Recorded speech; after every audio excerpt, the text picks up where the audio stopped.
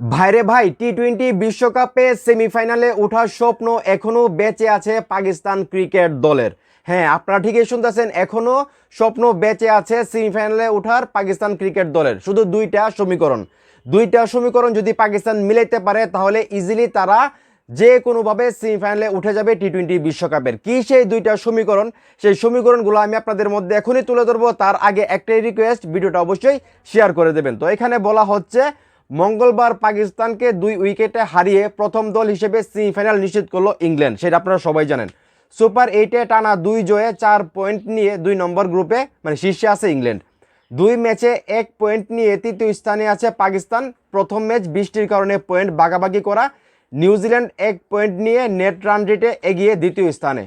প্রথম যে সুপার 8-এর ম্যাচটা ছিল পাকিস্তান এবং নিউজিল্যান্ড, সেটা কিন্তু বৃষ্টির কারণে হয় নাই, ম্যাচটা পরিত্যক্ত হয়, যার কারণে তাদেরকে 1 পয়েন্ট নিয়ে আসলে ভাগাভাগি করতে হয়। তো প্রথম যেটা হইলো, ইংল্যান্ডের কাছে হারের পর পাকিস্তান ভাগ্য আর নিজেদের হাতে নেই।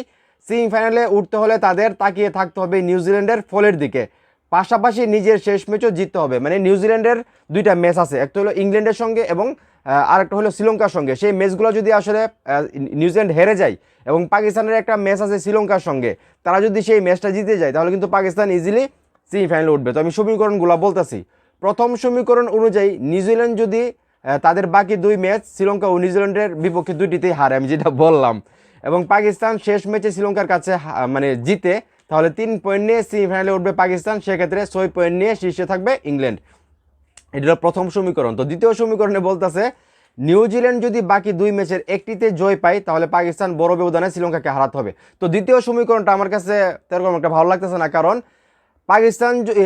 নিউজিল্যান্ড যদি যে কোনো একটা ম্যাচ জিতে যায় ইংল্যান্ড বা শ্রীলঙ্কার সঙ্গে, তখন আর পাকিস্তানের কোনো সুযোগ থাকবে না। আমি যেটা মনে করি সেমিফাইনালে ওঠার একমাত্র সুযোগ থাকবে প্রথম সমীকরণে, যেখানে ইংল্যান্ডের কাছে এবং শ্রীলঙ্কার কাছে যদি নিউজিল্যান্ড হারে এবং পাকিস্তান যদি শ্রীলঙ্কার বিপক্ষে জিতে যায় কোনো কারণে, তাহলে ইজিলি পাকিস্তান টি-20 বিশ্বকাপের ইংল্যান্ডের সঙ্গে সেমিফাইনালে উঠতে পারবে।